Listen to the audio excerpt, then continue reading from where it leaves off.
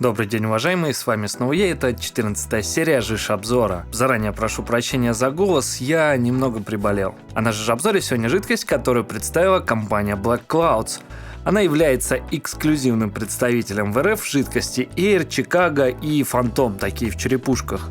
К чему приурочена эта серия и почему Жижон в ней не совсем новый. Просто обзоры на эти линейки на канале уже были, но нынче выпустили новую тару и попросили показать ее. И сказать, изменился ли вкус по сравнению с 30-миллилитровыми бутылочками, в которых были пипетки такие для качей. Если держали в руках, понимаете, о чем я. Но, к слову, эти пипетки своей задачей очень даже справлялись. Так вот, теперь Air и Chicago выпускают и в 60-миллилитровых флаконах, и в 120-миллилитровых флаконах. Но 60-миллилитровый я вам показать не могу, мне засвали только 120. Давайте еще раз вкратце пробежим по этим жидкостям. Основа VGPG 70/30, доступная крепость 0, 1,5, 3 или 6 мг никотина. У меня полторашечка, контроля первого вскрытия, понятно, на них нет, как в общем-то и у большинства жидкостей в этом форм-факторе. На этикетках написано Made in USA, название бренда, микса, соотношение по ГВК, объем, крепость. Все надписи выполнены, кстати, на английском.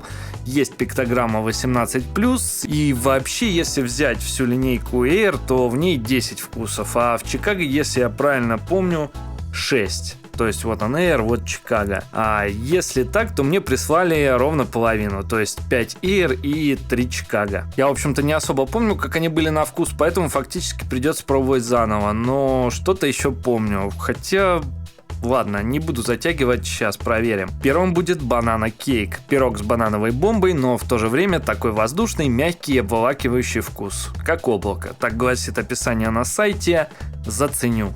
Банановые миксы у Black Clouds мне хорошо заходят. С линейки Air мне еще помнится, что прям нравилась Sirius Banana. Она, кстати, тоже есть в присланном паке, а тут мне нравится банана кейк. На первом плане вкус спелого банана, далее небольшое послевкусие выпечки. Хорошо, но немногосложно. В общем, этот микс мне все равно нравится. Следующим я заценю Cranberry Cookies. По описанию это печенье напрямую из европейской пекарни с ярким вкусом садовой ягоды. Заценю.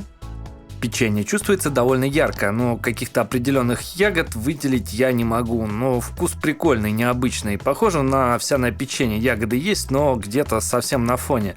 Придирка к этому миксу так и осталась. Когда открываешь банку, пахнет довольно резко. А в целом ничего, этот микс мне тоже зашел. Ну и последний микс в линейке Chicago — это Strawberry Cheesecake. Чизкейк из той самой кондитерской Нью-Йорка, утопающий в отборной свежей клубнике.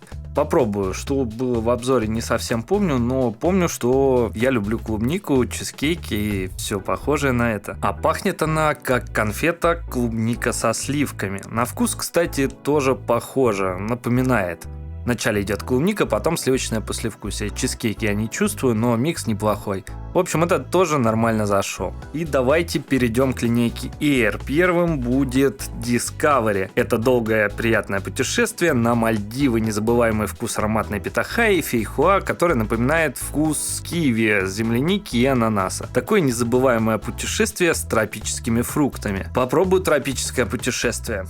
Тропики здесь чувствуются, но ярко выраженного вкуса нет. Выделить на первый план ничего не могу, но в общем-то неплохо. Просто непривычно, как для тропиков на ТПА. Аромки совершенно другие. Давайте следующий микс, и пусть это будет Mystery. Это загадочный Нью-Йорк в иллюминациях Эрика Сталлера. Вкусный, приятный, загадочный, обволакивающий. Вы не забудете этот вкус никогда. Вот так нам про него написали. Давайте попробую.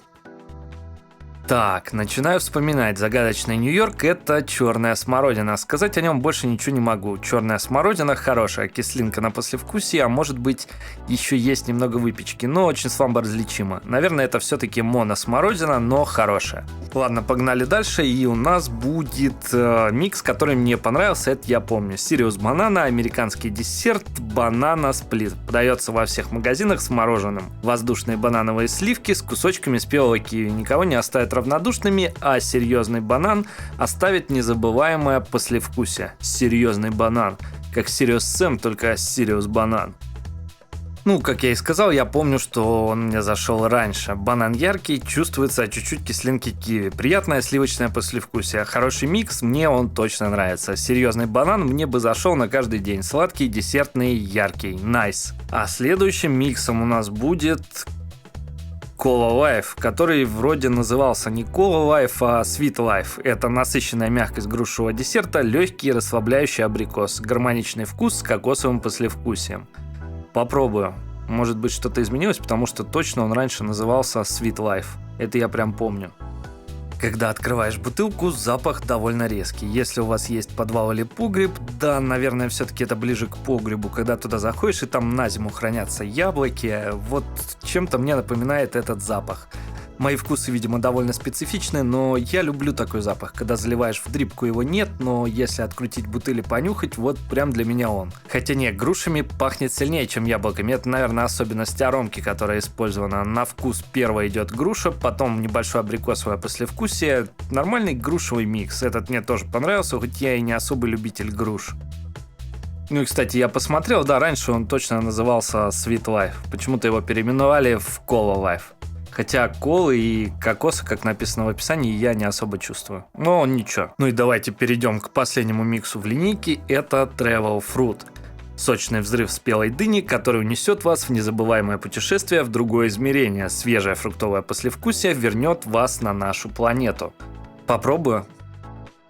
На первом плане дынька, а за ней фруктовое послевкусие. Выделить отдельный вкус не могу, это определенно летний микс. Наверное, на фоне немного груши, хотя, может быть, это остаточное ощущение после предыдущего микса. Вкус ненавязчивый, хорошо подойдет на каждый день. В общем-то, вот и все. Топов, как всегда, расставлять я не буду. Это очень субъективно. Но Black Clouds, по-моему, немного схитрили. Они прислали мне часть линейки, которая мне понравилась с прошлых обзоров. Хитро. В общем, вариант с большой пластиковой бутылью по сравнению с предыдущими стеклянными вкус остался таким же. Ничего не изменилось или это не бросается в глаза.